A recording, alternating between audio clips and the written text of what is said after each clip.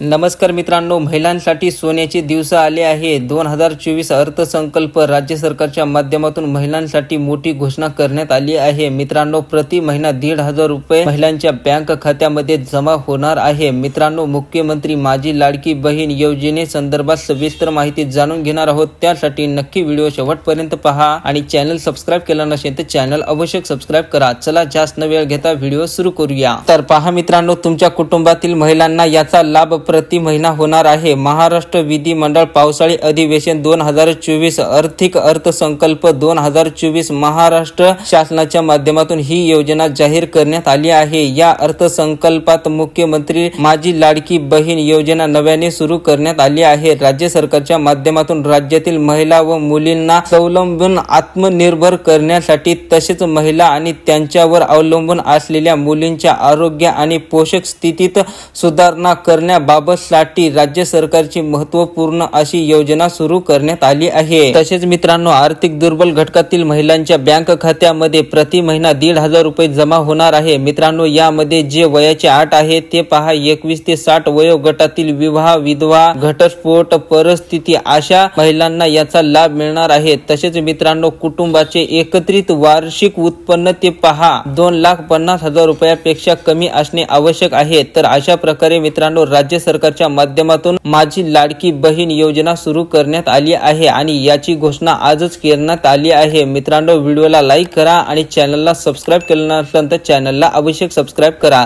धन्यवाद।